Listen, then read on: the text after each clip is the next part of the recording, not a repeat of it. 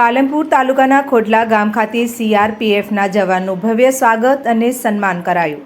ત્યારે સીઆરપીએફમાં 22 વર્ષની સેવા પૂર્ણ કર્યા બાદ વતન પરત ફરતા કરાયું સન્માન।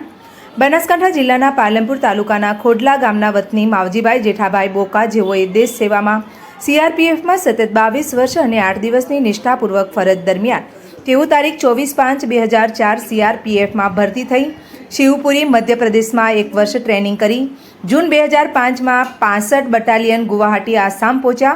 ત્યાંથી 65 બટાલિયનની સાથે જ એપ્રિલ 2008માં બસ્તર છત્તીસગઢ, માર્ચ 2013માં 180 બટાલિયન ત્રાલ જમ્મુ કાશ્મીર, ઓગસ્ટ 2013માં સંસદ ભવન સુરક્ષા માટે parliament duty group Delhi, December 2020થી 164 બટાલિયન અમરનાથ યાત્રા ડ્યુટી અનંતનાગ જમ્મુ વ કાશ્મીર, જૂન 2025માં ઈડી, સીબીઆઈ, આઈબી ડ્યુટી માટે કલકત્તા, પશ્ચિમ બંગાળમાં ફરજ બજાવી તારીખ 31/5/2026થી સ્વેચ્છાએ સેવા નિવૃત્ત થઈ પોતાના માદરે વતન ખોડલા ખાતે પધારતા ગ્રામજનો દ્વારા તેમનું ભવ્ય સ્વાગત અને સન્માન કરવામાં આવ્યું હતું।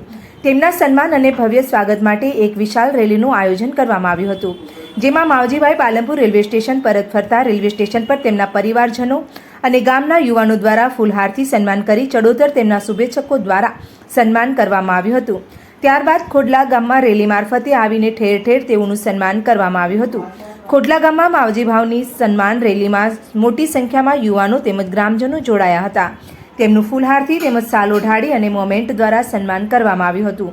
આ પ્રસંગે ખોડલા ગામના યુવાનો, ગામના તમામ જ્ઞાતિના અગ્રણીઓ તેમજ ગ્રામજનો અને નિવૃત્ત પેરા મિલિટરી ફોર્સના હોદ્દેદારો ઉપસ્થિત રહ્યા હતા। નિવૃત્ત જવાન માવજીભાઈને નિવૃત્ત જીવનની શુભકામનાઓ પાઠવી હતી।